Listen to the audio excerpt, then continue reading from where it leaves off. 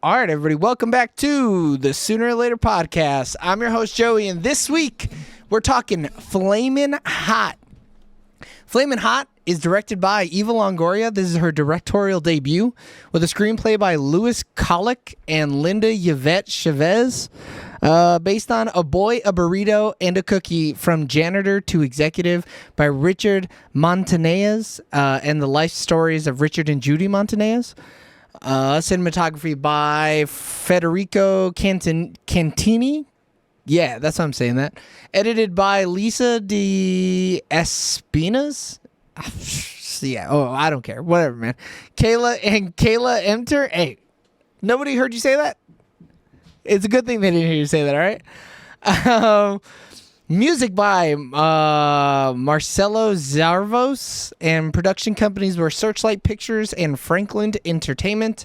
Distributed by Hulu and Disney Plus, with release dates of March 11, 2023 at South by Southwest and June 9, 2023 in the wider United States.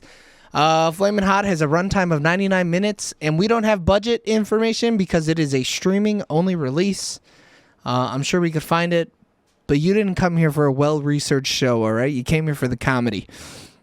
Flamin' Hot is currently sitting at a 68% on Rotten Tomatoes, which is fresh, from 96 reviews, and an 87% audience score with 250-plus ratings. Flamin' Hot also has a 61 on Metacritic with 26 critic reviews and a 4.8 user score with 6 ratings. But the only people whose opinion matters are ours, and you're getting 10 minutes of spoiler-free starting now. Damn, that Metacritic is way too harsh on this movie, dude. It's only because there's 4 of them, though, or 6 ratings. Yeah, maybe we should start posting on here, because yeesh. We should start doing reviews on those sites. That's not great, dude. Well, one person give this shit and it's a 2. also, it's Montanez, Well, Montanez. You're the one that That's speaks what the the bad guy language, called right? him. Yeah. You're the one who speaks the language. I'm doing the best with what I got, which is a 4th grade education, Eric. I had no idea what this movie was about, because I seen the poster, I heard about it, but I didn't know the premise of it. But I thought it was interesting. I think it's a good Disney-esque movie. It really sounds like James is going to be a little bit harsher on this movie than we're going to be. It does. We watched this movie together this weekend, and we're having a good ass time, bro. Yeah, I was cracking up. There was only a couple moments in this movie where it did not hit at all for me. It got a little too real for Joey at times. A little too real, brother. Way too fucking real at times. And I think those moments didn't fit in the movie that was being told, it just wasn't right. I mean, there's some tonal shifts throughout the movie that's Yeah, brother, that's what I'm talking about. And I don't, because this movie, it's trying to be because they reference other, prominent, Spanish movies from this time. And I'm like, are you, at certain times they make you jokes about certain movies, and other time they try to, incorporate them into the movie. And I'm like, I know it's a comedy, but sometimes it doesn't want to be a comedy, and it's just a little confusing at points. Yeah. Yeah. I mean, but it doesn't, I think it doesn't want to be a full-on comedy though, right? Because it's a comedic biopic is what it is. Mm-hmm. Yep. But yeah, just tonally, I agree. Some points of it were just real weird, and it maybe didn't take some things seriously that it probably should have taken seriously, and other things were probably a little too serious to have in such a comedic movie that it was just my head is spinning trying to grasp what is happening right now. So I almost want to see the straight serious version of this movie. I think you'll never go ahead, Eric.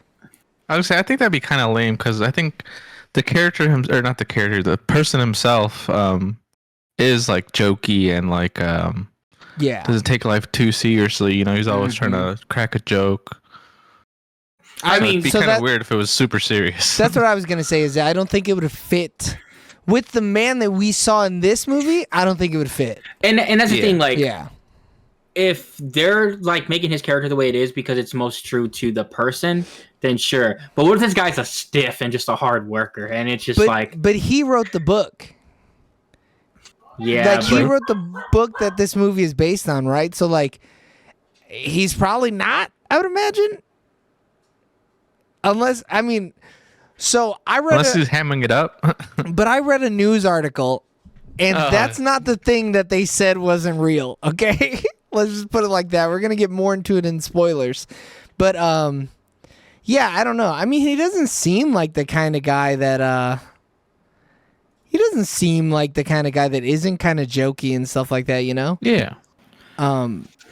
Yeah, I'm sure it's because I mean, even though like the movie does some parts where he's like, oh, I over exaggerated that part. Like I can see him being a person, and then maybe his character being like over exaggerated as well because it's from his perspective.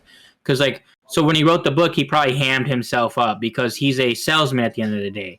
Like he is someone that tries to. So like when his book, I wouldn't have doubted if he was just like, oh no, I did this, this, and this, when really he did something similar, but not as like vibrant and outgoing. I mean, was he a salesman though? I mean, dude sold himself when he didn't have much to offer. Yeah, but that was a survival tactic. Yeah. Yeah. He was a man with initiative or whatever the fuck they were talking about in the movie. That word that he didn't know. Yeah, I mean, we'll get to that in spoilers because I got something for you, James. Don't you worry about that. I did my research beforehand. How do we feel about Eva Longoria's directing, though? I think it's interesting that she like uses something from a movie that I've seen that I don't want to spoil because it spoiled a little thing they do. Bro, I have no idea what the hell you're talking about. Yeah. None. Whatever you're alluding to, I have nothing upstairs. The voiceover talking stuff is like major Ant-Man vibes. Oh, yeah. Yeah, I thought the same thing, but I mean, I think that's because it's the only thing that we... Just like him telling his story? No, but he was in a like joking like talking. The thing with the executives. Oh, yeah. Like they run that gag throughout the whole movie though on multiple like things or whatever. They do it twice. It's too many. I heartily disagree. What about an Ant-Man? As someone who doesn't... In Ant-Man they did it that much? In Ant-Man they do it the whole time. No, in Ant-Man they do it once a movie, don't they? Yeah, it's like usually. So some of them have like more because of the end credit stuff, but yeah. You don't count. I mean, they're so forgettable. I don't even remember those scenes.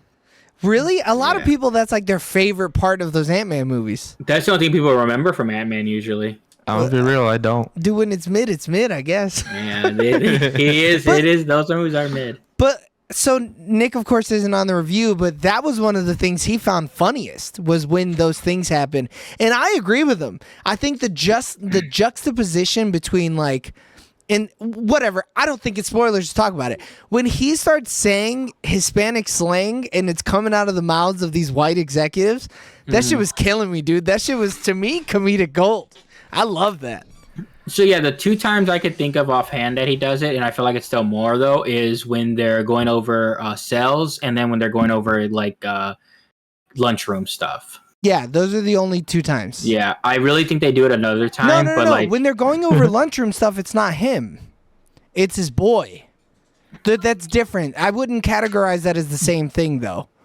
It's the same like comedic thing though. No, like it's to get the same type of joke. It's like, oh, look at this Hispanic person making jokes through and talking in a way through other people like that they wouldn't normally say. They don't do that in the lunchroom thing. In the lunchroom thing, he literally is just like, this is these people. This is why you don't talk to them. This is these people. This is why you don't talk to them. It's not like translating white people talk into Hispanic slang. That's different. It's not like the bit where Key and Peele did like the whole angry, interpreter. Like Barack Obama's angry interpreter. Yeah. Yeah. I think you were probably not being generous enough to the joke. Because, those are different. Like in one, he's just getting the lay of the land, and the other one, he's interpreting. And so that's where the difference lies in the joke, right? Either way, I feel like those voiceover scenes are mid. That's crazy. Damn. Bro, you're so harsh. Did you watch this alone? Yeah. That's why. I think that's why. I mean, this is a Disney, this is like a family movie. Like, yeah, in a group setting, this movie fucking hit.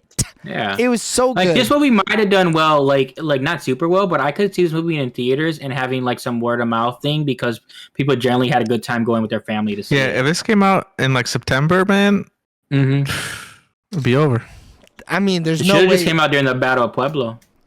To mid-battle, they're like, "Oh, in a few years, we're gonna make these chips, bro. This will all be worth it."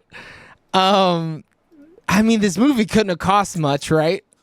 No, probably not. The biggest name actor in this is the All-State sales dude, and that's it. You know? Yeah, and he does mostly TV. Yeah, like But he's actually in stuff. Yeah. Dude, he's the president Of what? in 24, 10 years ago. What Is he? the fuck? Yeah, I didn't he's know the president that. in the first couple of seasons, I think. What's And his name? And he's in Major League. You guys ever see Major League? No. Oh, he plays a Hispanic character though, which is funny. He plays Pedro Serrano. Dude, I'm in. I want to hear that. Hey, Holmes. State Farm or whatever. He's in a bunch of stuff. Yeah, he's a character actor. He's like Lance Reddick, dude. He was in Heat. What You the didn't watch that fuck? movie hard enough, I guess. He must be a background character. I think Eva Longoria did well, though. I think she did, honestly, for a first time in about like for this type of family movie, I think she did a good job. Yeah, I think it hit. Yeah, I think she was saying that like her TV stuff helped her out. Oh yeah, she probably It kind of directed. feels like a TV show. It does. This should have been a miniseries for sure. Yeah, it also kind of feels like a soap a little bit. Yeah, she Oh, did boy, 3 does episodes it. of Blackish. Oh, people like that show. Blackish never is seen good. I've seen like the first like 7 seasons. All right. Well, you know what else is going to be good is when we give our thumbs up. So on the count of 3, we need a thumbs up for our thumbs up or thumbs down. Whoa, I'm really spoiling it here for Flamin' Hot. 3, 2, 1. Oh, 3 thumbs up. Wow, I wasn't expecting I didn't expect that, James. I wasn't expecting it. Thought you were gonna be like, Yeah, dude, I was waiting for a Joaquin Phoenix on my ass, dude. I thought it was gonna just fake out the bottom. I just didn't like the voiceover bits. Yeah, I mean that's a small part of the movie. There's not much of it in it. All right, out of a possible 3 thumbs up, Sooner or Later gives this movie 3 thumbs up. So run out to your local Hulu or Disney Plus subscription, whoever has it, your mom, your mom's boyfriend, your mom's husband's boyfriend, whoever. If It doesn't you got matter. the bundle, you could watch it on 2 separate platforms. You can give this movie the streams it deserves, and I'm sure you can watch it on ESPN Plus somehow. Probably. And what you can do is sign into your mom's boyfriend's husband's YouTube account and hit subscribe and that notification bell, because I know you're subscribed already. So get my man subscribed too while you're at it. And tune in next week for a different review. I don't know how we're releasing this, but probably next week you're going to tune in for our review of Flash. Or you can keep watching, or click that button up there in the top right-hand corner for our spoiler-full thoughts on Flamin' Hot. We love you guys. Bye. Bye. see ya.